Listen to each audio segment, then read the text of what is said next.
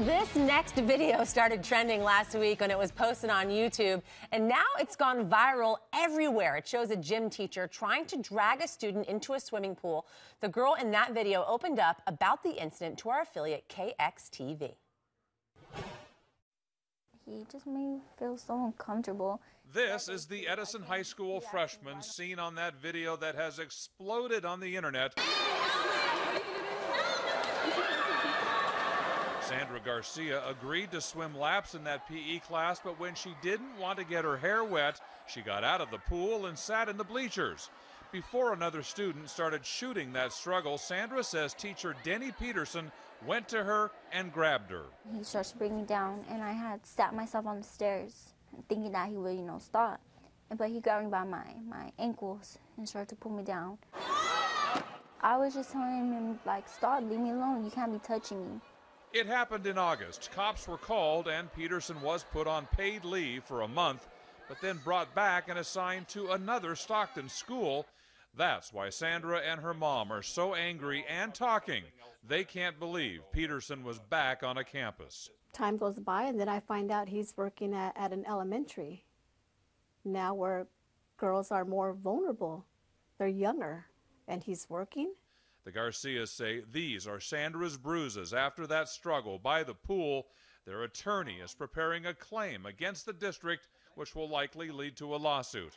Now, we've attempted to reach the teacher for his side of the story, but we haven't heard back. What should that teacher have done that day?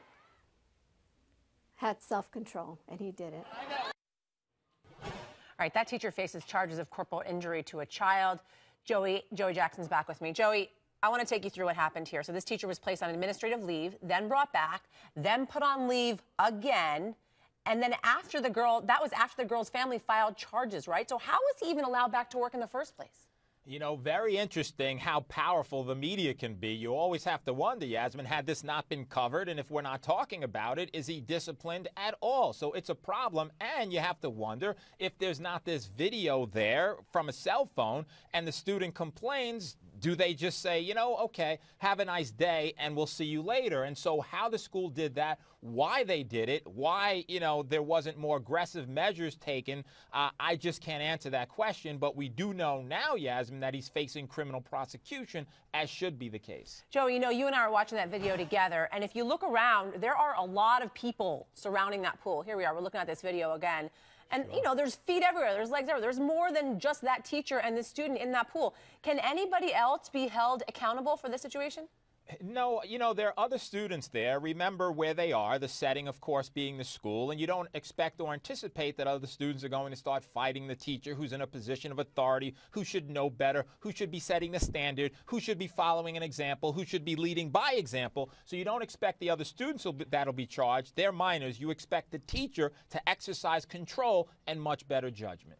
Should the teacher be fired over this, Joey? What do you think? I mean, listen, we're never as good as our best day. We're never as bad as our worst day, something in between. Whether he's fired, I don't know. I certainly know that he should be disciplined severely, and perhaps he shouldn't be working with children. And I say that only because, listen, we know from his background he hasn't had other instances of misconduct like this, but this is certainly enough. So something needs to be done to him, and that something has to be very aggressive. But are we actually buying the fact that there's no other instances of misconduct in his background, considering the fact that he went from no instances to dragging a kid into the pool? I mean, that's a pretty severe video, just taking a look at it.